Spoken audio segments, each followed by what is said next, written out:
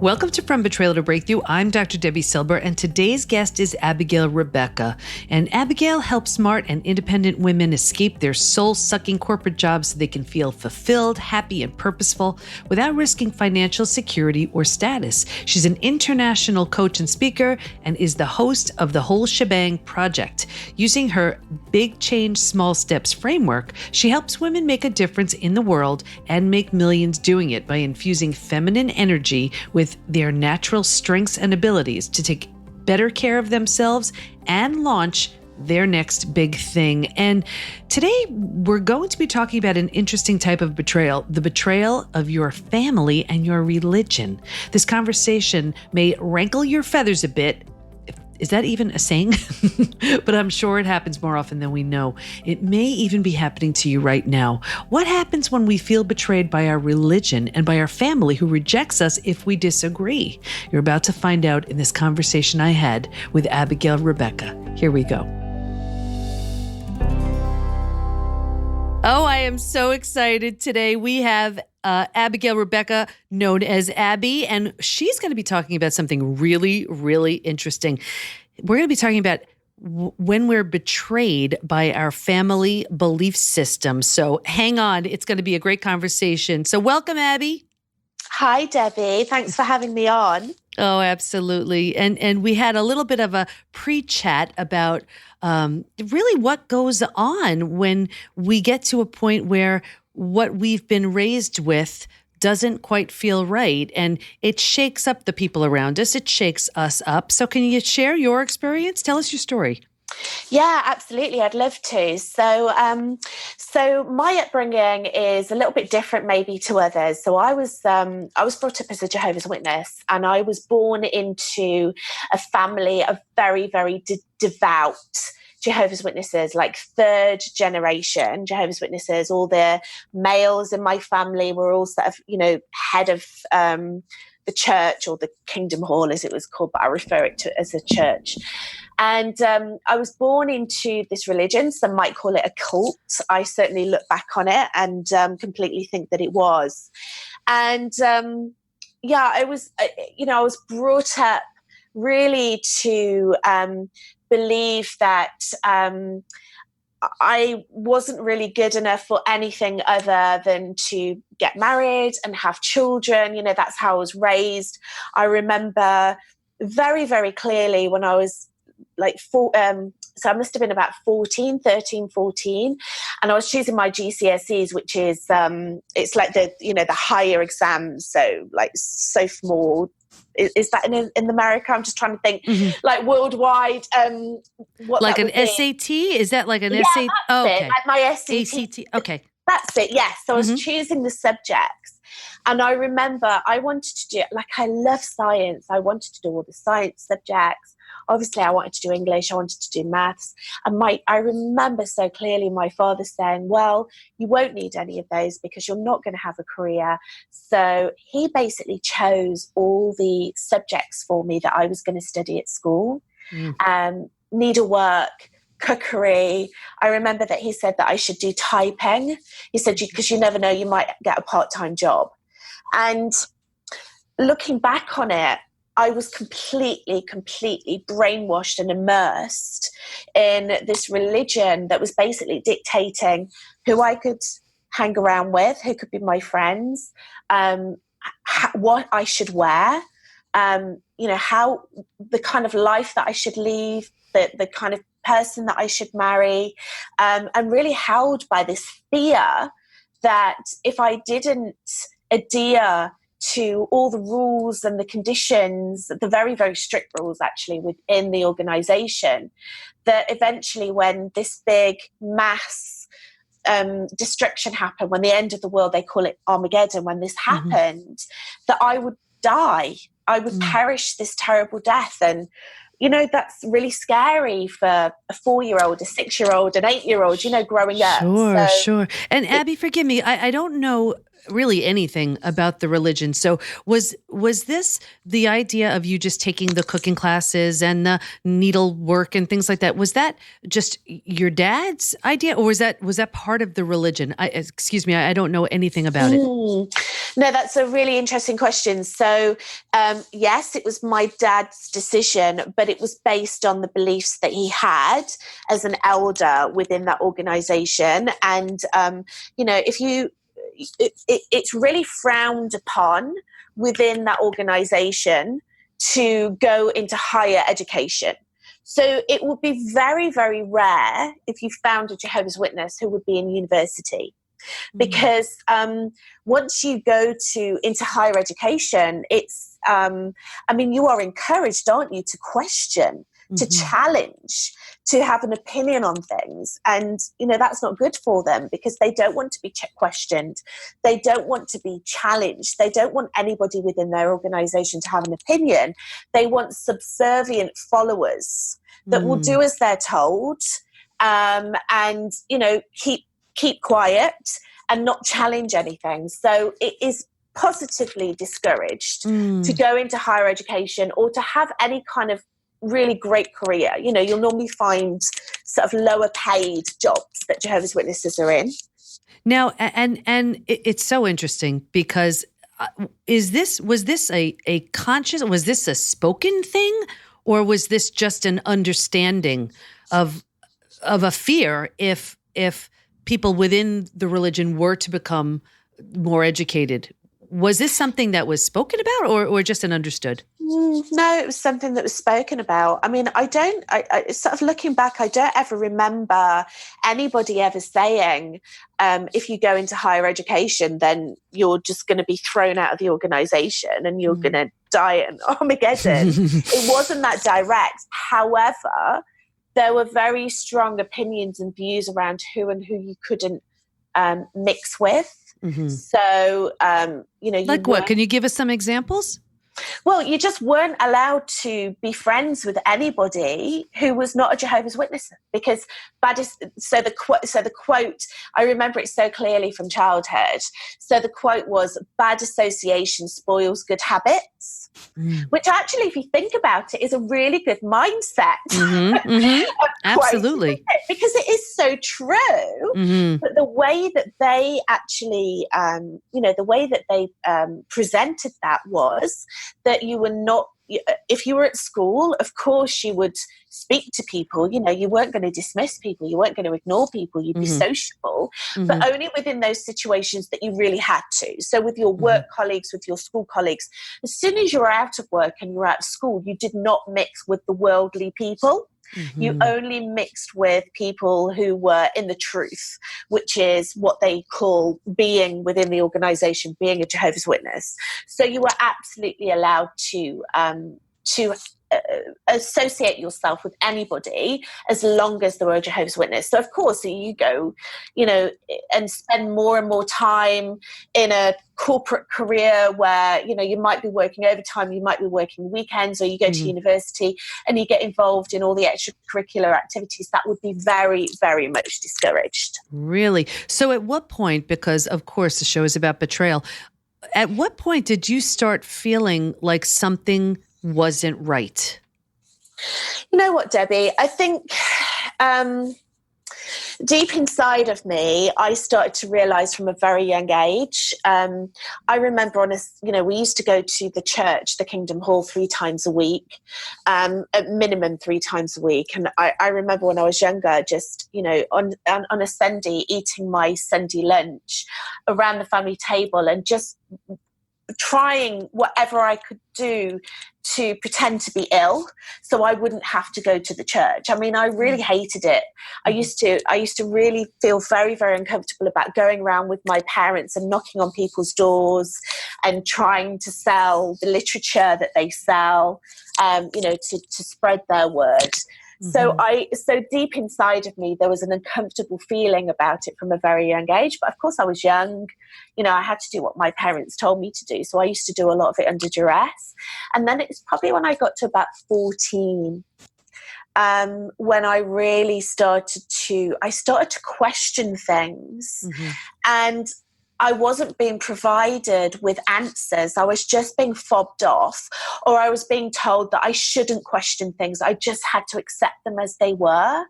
And really, the more I started to question things, the more I thought, well, if that's not true, if I don't believe that, then maybe there's other parts about, this whole religion that I don't believe. And that really led up to when I was 16, I made the decision that was it, enough was enough. And I actually left home. And I definitely want to talk about that. But before that, it's so interesting, Abby, because everybody who I speak with about betrayal, and even in the study that I did about women who've been betrayed by a family member, a partner, they all said, and I know this was the case with me too, that something didn't feel quite right, but they ignored it and they turned down their intuition. And it sounds like just at a very young age, you sensed that something just didn't feel right for you. Now, this, I'm not, the last thing I'm going to do is put down any religion, but for you, this just didn't feel right. So you were sort of going along with it because, again, the way it works with betrayal is the people we trust the most. These are the people we put our trust in. So you put your trust in your parents, trying to go along with and agree with something that just intuitively didn't feel right. And that feeling didn't grow away. It sounds like it just grew and grew and grew. And then you questioned it at 14. You weren't getting the answers that you want. So what happened at 16? So at 16, I had the opportunity, legally to be able to leave. I think it was partly my decision and partly my parents' decision. There is a very sad situation within Jehovah's Witnesses families where if somebody is not following the religion and they decide to disassociate themselves, then more often, the family members are basically told that they can't have anything to do. They can't speak to the people that have left. It's called disfellowship. Luckily that didn't happen to me the extent where I know it's happened to other people because I wasn't actually baptized. So normally when you get to about 13, 14, you're immersed in water, you're baptized. And then if you break away, you're then disfellowshipped. I wasn't baptized, so I couldn't be disfellowshipped. So really anybody, I could be walking down the street and any Jehovah's Witness could speak to me.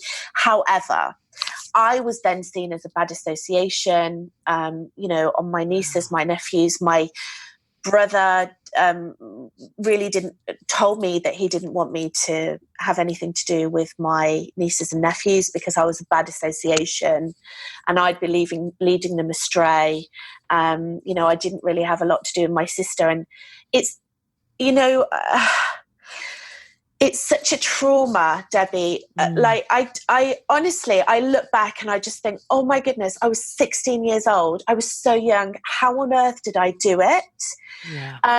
Because it's so traumatic, because everybody that you love, everybody that you hold dear in the world just goes away, and you're left in this world that you don't really understand because you haven't been brought up like other people. You've been protected quite a lot. You haven't, I didn't have any social skills really because I didn't really know how to interact with people that weren't Jehovah's Witnesses. Abby, so it's very difficult. Yeah, and it's you're hitting on so many important topics. It's a primal need to feel part of the tribe, right? To feel like we belong, and because of a change in beliefs, to feel that you're no longer accepted and you're no longer a part of the tribe, a part of the group, it is trauma, and that is traumatic. And here it is again, betrayal is what happens when the people we trust the most prove untrustworthy, or the ones that we run to, that we're supposed to feel safe and secure with, are the very ones that turn their backs on us. It is so traumatic. And what do we do with that? It makes no sense. And I always picture, when it comes to betrayal, it's like someone takes a mask and just pulls it off. Like, no, you thought you knew me, but this is who I really am. Because I don't know, I can't fathom. So ever intentionally hurting anyone I loved. And banishment or excommunication or disfellowship, whatever you call it, is probably the most painful thing you can do. Mm. Yeah. So how did you make sense or make peace out of that? Now, you said you had siblings. Like, what happened with them? What did you say to them? How did you deal with that? I didn't really deal with it. I mean, they were older than me. They were a lot older than me. So my brother's 9 years older than me. Mm-hmm. My sister's 11 years older than me. There was still a very loose relationship there, but nothing as siblings should be. And to be honest with you, I think I was just, because I was so much younger than them, I just didn't feel, there was a whole generation gap. So that would be like me going and, really having it out with my parents and challenging my parents. I just didn't have that fight inside of me. Mm-hmm. So I went, you know how I dealt with it? I just went wild. Mm. I really did. I mean, if you want me to be honest, and I think it's important to be honest about this. I mean, I just went absolutely wild. I became a party girl. I used to, I was out every night. I was discovered drinking. I discovered boys. I just literally got it all out my system. Mm-hmm. Now, looking back now, is that the best way to deal with it? Probably not. Mm-hmm. But I don't regret anything that I did in my life, by the way. But I do think that it was just a way for me to be able just to get rid of the hurt and the anger. I was very, very angry. I felt like I'd been rejected. Mm-hmm. By every single person, like I said before, that I held dear to. And then once I'd done that and I got that out of my system, I actually went traveling. So I went traveling for the next 10 years and I traveled around the world, and I met the most incredible people from different nationalities, different religions, different cultures, mm-hmm. Different genres. And I just started to realize that actually what I was taught when I was growing up around associating with the right people and being careful about who influenced your mind, that was actually right. Mm-hmm. But they were doing it in a really controlling way, mm-hmm. whereas I discovered that actually it was my choice. It was my choice who I wanted to associate with. And I just met the most incredible people and basically made found a ready-made family. So Abby, this is the turning point. And I want to talk about this because here's where we have an opportunity. And here's where I see so many people saying, but this was so hard and this was so painful. And they've made this cozy little home for themselves in this place of victimhood. And it's so easy to do. And we have every right to do that when we've been betrayed, right? So it feels very comfortable. But it's the warriors, it's the ones who say, you know what, even though I have every right to stay here and I can, there's something more that I should be doing. And I want to heal. I want to feel better. I want to make meaning out of this experience. And I love how you took that one saying and used it to create an entirely different family. So what fueled you on those days where you just felt like, wow, I've been rejected, abandoned, this feels awful? What kept you going, saying, you know what, it's not worth going back to something I don't believe in? What kept you searching for something else? I think it was just my real, true belief that there was something more out there for me, that I was worth a lot more than what I'd been brought up to believe. So, my parents, I'm not a victim of my parents. My parents had the very best intention for me. Every single person within the Jehovah's Witness organization had the very best intention for me. They were doing this out of love because they truly felt that it was the right thing. Mm-hmm. So I think the understanding around that and not actually blaming them, just thinking, okay, they were only doing what they knew was best. They had any idea about this whole of the world and, around the fact that, maybe these fears aren't based on anything. Maybe there's nothing to be scared of because everything that they're saying is going to happen isn't going to happen. So I think that was the first thing, not really blaming people, just really learning to understand.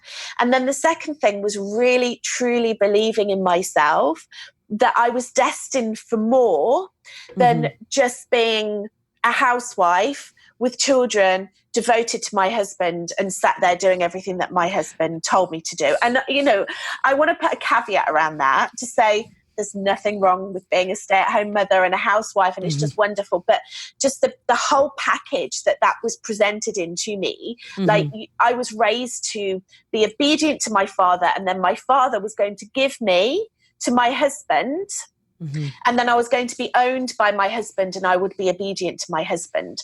I knew that there was a lot more to me than that. So I think that's really what kept me going. You know, I'm doing a Facebook Live actually later in my Facebook group around tenacity. And, you know, just that sheer determined willpower, not giving up. And sometimes when you're really in the face of adversity and you're so scared and you just don't know what's around the corner, just really, truly believing in yourself. And then just surrounding yourself with this tribe of people that really love you and respect you.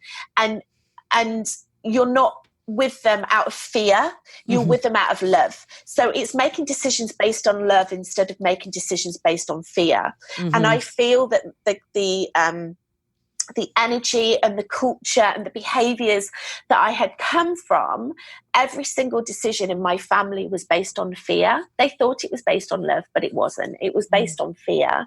So choosing not to make decisions based on fear really released me from that. I love that. And it sounds like you have such an awareness around that. But how, so in forming new friendships and feeling safe and comfortable with a new, very different type of people than you've been used to, how did you trust? Because the biggest issue with betrayal is the shattering of trust. How did you trust in this new group of people that it's like, it's okay to be who you are and to be friends with them and to have relationships with these people? How did that trust grow? What happened? You know what? It took a long time to grow.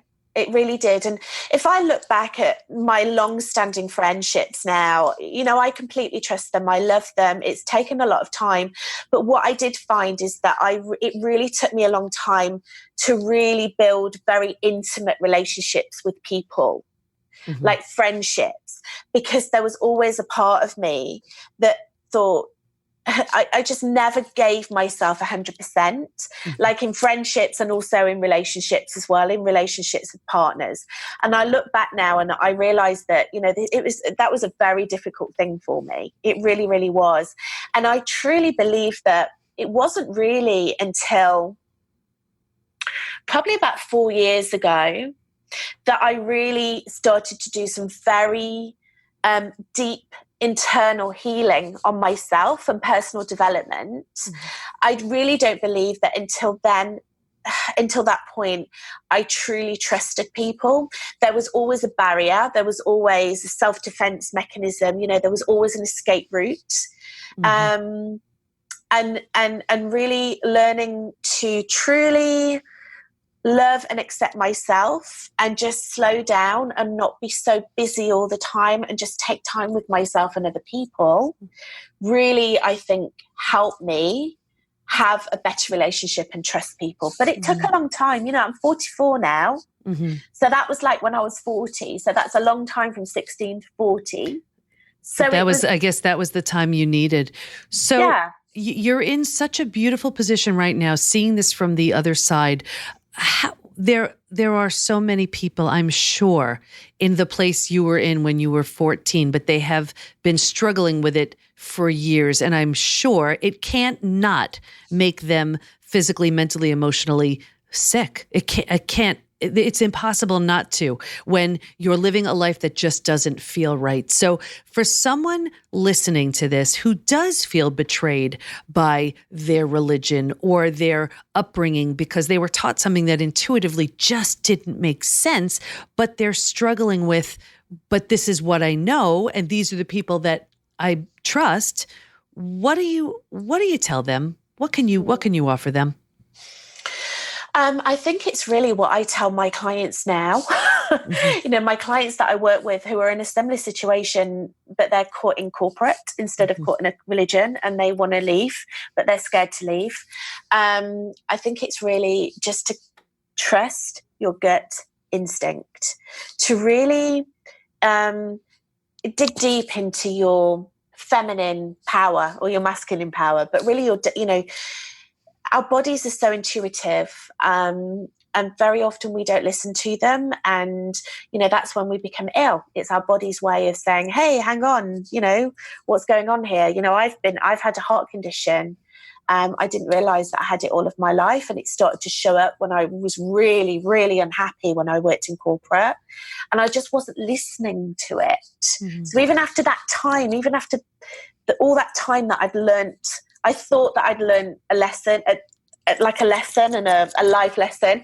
It showed up again. I repeated the pattern again, but this time instead of a religion, I repeated it within corporate.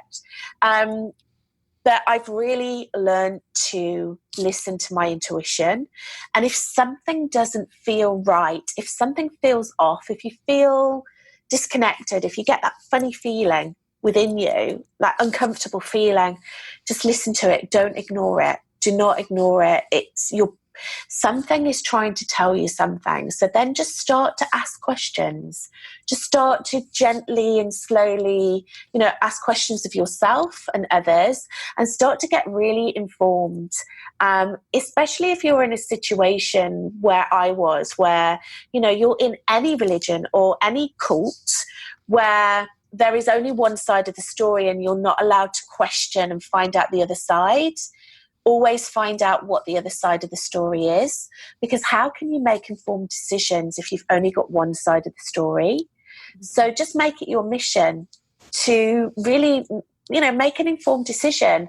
I'm not saying that it's right or wrong for anybody. I don't sit here in judgment around anybody who's in any religion, any organization. Everybody has free will, but that's what it comes down to, free will. If you actually make that decision based on all the facts, then that is a really amazing, comfortable decision to make. But if you only know half of the story, or you're feeling very uncomfortable about it, then just listen. Just listen to yourself. Trust yourself. That's so important. And that's such powerful advice. Think about this for really any betrayal. If you're confronting someone you feel is betraying you, and if they're not willing to be open and honest, well, there's your answer right there. And it goes for a person, it goes for a religion, it goes for a job, whatever it is. If the person on the other end is unwilling to just allow you to question, I think your gut is going to speak loud and clear. Wow, that's powerful. So, Abby, what do you want to make sure everybody knows before we wrap up?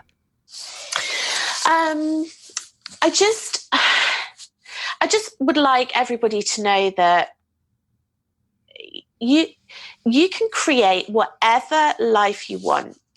It's all there. It's all there for every single one of us. Life is meant to be living in abundance. We're meant to be happy. It's meant to be joyful. It's really, if you feel that you are in a situation at the moment that you're really unhappy in, so it might be it might be a religion, it might be an organization, it might be a toxic relationship, it might be a job that you're unhappy in. Know that you don't have to settle for that. There are so many different options, and really just try to live the life, or strive to live the life that really you are destined to be living, and, follow your true purpose, and everything will just fall into place beautifully. Beautiful. Abby, where do we find more about you? Where could we find you? So the best place to me is my website. So it's abigailrebecca.com. And on there, you'll be able to see what I do. So everything that I've spoken about, I can also relate to how I felt when I was working in corporate, and so many women. that I meet who work in corporate that are just unhappy and they want to leave, but there's certain fears that hold them back. So if that sounds like you, if you just hop onto my website, abigailrebecca.com, you can actually, there's stuff that you can look at there. I've also got a free roadmap as well that you can download, which is absolutely fantastic. And also on Facebook, I've got a Facebook group called Big Change, Small Steps. And that is really full of just incredibly amazing, inspirational women that are really making some changes within their life. So if you're going through change in your life and you want to have the power of a really great community, then just pop on over. We'd love to have you in there. Oh, Abby, well, I want to thank you so much. There are so many people I know who are where you were years ago, wondering, if this makes sense. What do I do? How do I leave? How do I change? Whether it's their job, whether it's their religion, whether it's their family, whatever it is. So you shed such powerful and beautiful light on that. I just want to thank you so much for your time. Thank you, Debbie. Thank you. I really appreciate your time, and thanks everybody for listening. Wow, I know Abby spoke for so many people who intuitively know something doesn't feel right, either at work, within their religion, within a group, and they're afraid to take the risk of speaking up because of the fear of being abandoned. Stay in touch with Abby by going to her site at abigailrebecca.com, and we'll have her links in the show notes at pbtinstitute.com/podcast. Here's my biggest takeaway. While fear of rejection and or abandonment are very real, not living your truth may be a harder way to go through life. Sure, it may be hard to disagree with the people you trust, but what price are you paying to keep the peace? Please assess how keeping the peace is impacting you. Is it keeping you from enjoying healthy relationships, finding a career that's more fulfilling, being surrounded and supported by people who get you and who you respect? Lots of questions to answer, I know, but they're worth it. Not living in truth can make you sick. So let's see what you're working with. If the pain of betrayal is keeping you sick, sad, and stuck, you may be struggling with post-betrayal syndrome. Take the quiz and see at pbtinstitute.com/quiz. And the PBT Institute membership community will soon be here. Imagine everything you'd ever need to become your physical, mental, emotional best. Community, support, certified coaches and practitioners you could schedule time with, daily classes on all kinds of interesting topics, curated experts teaching advanced strategies in the areas of health, mindset, spirituality, personal development. Imagine the most friendly, welcoming, and supportive place to become your best, all online. I am so excited to share it with you, and I will as soon as we open our doors. Thanks for listening. Can't wait to be with you next time, and here's to your breakthrough.